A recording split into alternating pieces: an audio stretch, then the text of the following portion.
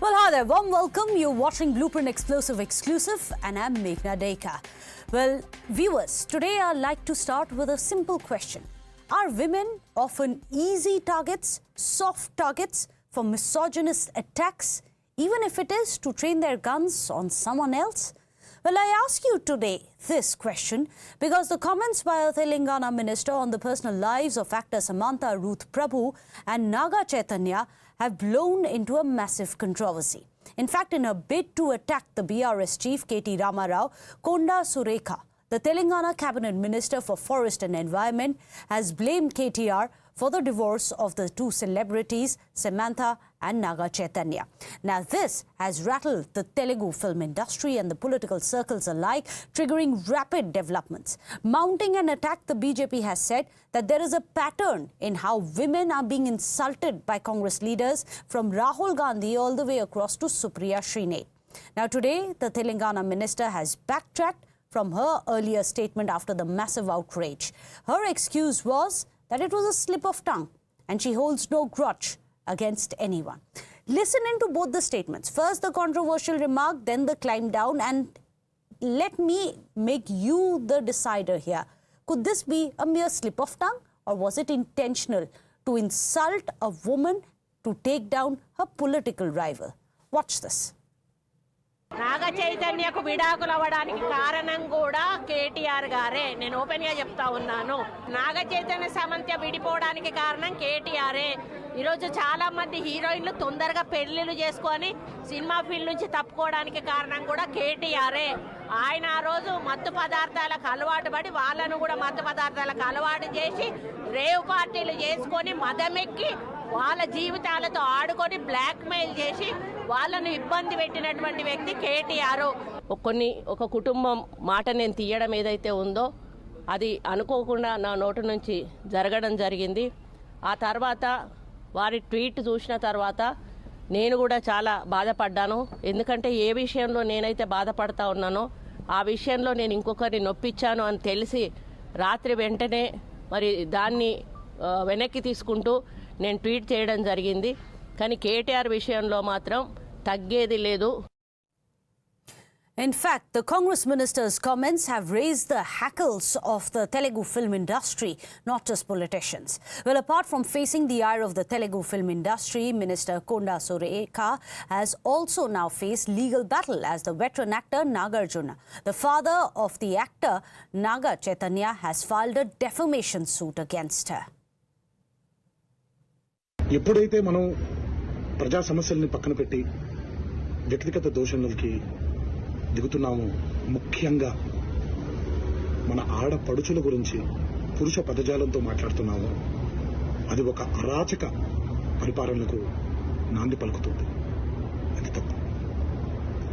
స్త్రీ జాతిని గౌరవించడం అనేది, ఆడవాళ్ళని ఆడపడుచుల్ని గౌరవించడం అనేది మన సంస్కృతి. మన నవనాడుల్లో, మన జవజీవాల్లో, మన రక్తంలో ఇమిడిపోయినటువంటి ఒక సంప్రదాయం. రాజకీయ నాయకులందరికీ ఒకటే విన్నపం, దయచేసి ఈ అరాచక సంస్కృతిని ఇక్కడితో ఆపేయండి. In fact, cornered, the Congress has now attempted to de-escalate the simmering tension, but the BJP has said that the true face of the Congress party stands exposed. Watch this.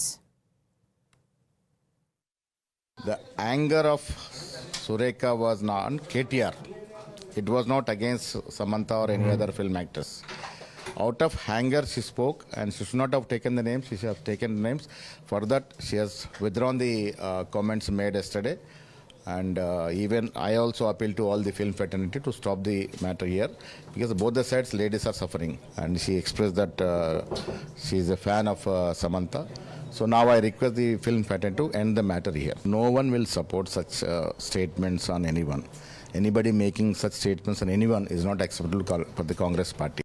Ms. Konda Surekha is once again at it, making absolutely wild, defamatory, slanderous statements about KTR, actresses or their families and their marriages, etc. Do you have any evidence? And instead of taking care of your government, of your ministry, of your portfolio, and talking about what development, if any, in the last almost 1 year of your government coming to power, you have absolutely nothing to show. Well, let me go across to our panelists. Joining us today on the show, Brinda Adige, an activist. Sanjana Galrani is also joining us, an actress. Sanjana, I'm going to come to you first. And before I ask you the question, let me read out this very heartfelt statement which came out earlier in the day from Samantha Ruth. She said, I'm going to quote her here verbatim, "To be a woman, to come out and work, to survive in a glamorous industry where women are more often than not treated as props, to fall in love, to fall out of love, and to still stand up and fight. It takes a lot of courage, takes a lot of strength." Is that why, Sanjana, women become easy targets? And it is no matter which profession they are on, even if they are big stars in the Telugu industry, they become easy targets. After all, this wasn't about, it wasn't about this couple. It was about targeting her political rival, that the Congress minister made such a statement. It's so sad to see that women are always objectified, especially film actors. We as film actors really starve our way out to be where we are. If we have one film which does really well for us, we have many opportunities. But if we have one film which doesn't do well for us, the entire year is a suffering, you know. And in such a competitive industry, when you have such fiery, dirty messages coming your way, it really drains you out emotionally. How easy was that? First you come and you talk whatever defamatory you want, and later on you say, I am a fan, I'm sorry. Imagine the amount of social media trolling the actress has to go through, the actor has to go through. Imagine the kind of comments that come in. Obviously, as a human being, how much ever you ignore the comments, you still have a tendency of what people are thinking. Let's go and see it. You're a human at the end of the day. You're just not like an actress or an object or a non-living thing which will not be emotionally affected and drained. Feel really hopeless, and there's nobody who's accountable in this country. In the other countries, if you go, you're sued in a way that your ancestral property, the property that you live in, everything is literally gone into the court, and the opposite person can sue you with such serious measures. But here, we just scare people, okay, I'm going to put a defamation case on you, and God knows what the result will be. And women should not be objectified. It's very tough to be an actress.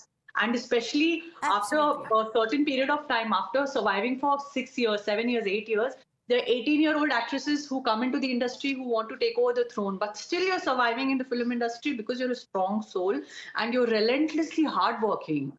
And such women should be given support. You cannot sit and make any comments without any evidence. What evidence does this politician have is what I want to ask.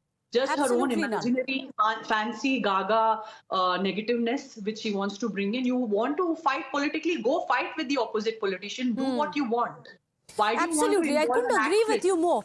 And Brinda Adige, she's made a very, very relevant point here that women actresses specifically, and it is not only about the profession or the gender, especially if you're a woman and an actor on top of it, and we've seen them even when they transition across, Brinda Adige, to politics, similar kind of attacks. Just to remind our viewers, you had Supriya Srinath of the Congress party who had asked Mandi mein kya bhav, a very disparaging comment that she had made against Kangana Ranaut. She then later said that post was not by her but someone in her team.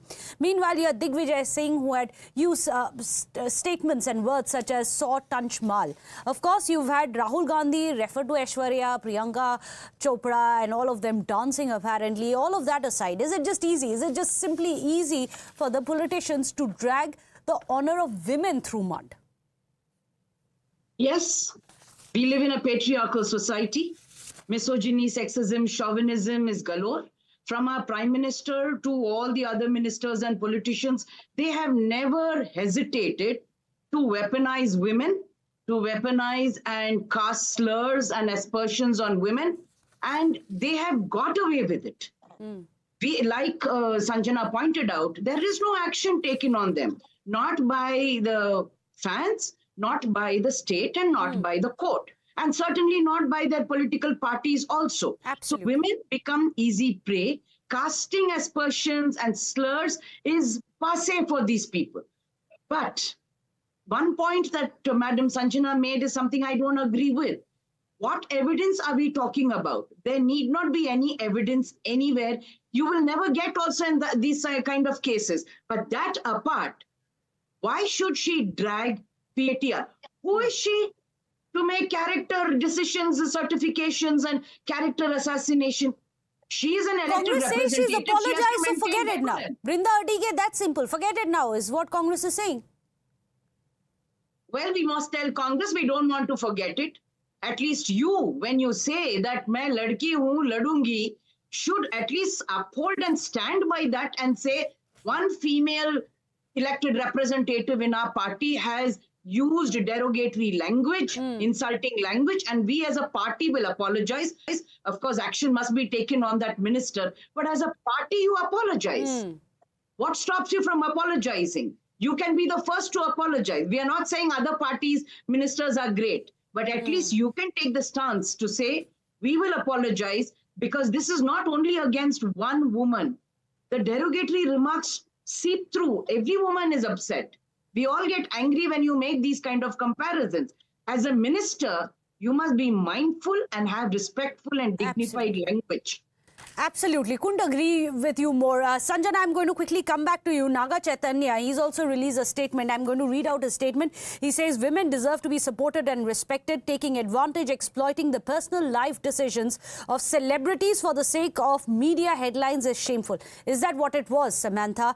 Using a celebrity and the controversy around them, trying to make headlines by politicians. I think this is always done again and again, right? I think politicians should be re-reminded about their subject, about what are their duties, about them depending, about them going and checking about how their farmers are doing, how are their roads doing, what are the problems of the poor. Why don't they just go and compare what did the previous government do, what have they achieved, and what have these people achieved after they have come? Why don't they just focus on their own subject? Why are they going so off subject, and why are they getting into the names who are in the film industry? It's really disgusting. Perhaps it's the really easiest sad. way It's to grab ridiculous. headlines, and as Should both we- of you should we have re-remind pointed out, what are they- they know that there is no action going to be taken, because in the past as well, such misogynistic statements have been made, especially targeting women politicians as well as women celebrities. But there has been no action in the past either, perhaps which is why they feel they can simply say sorry if required and get away with it. Well, that's the mindset which needs to stop. Well, I appreciated much Brinda Adige as well as Sanjana Galrani for joining us here on the show. With that, we slip into a short break. Don't go anywhere.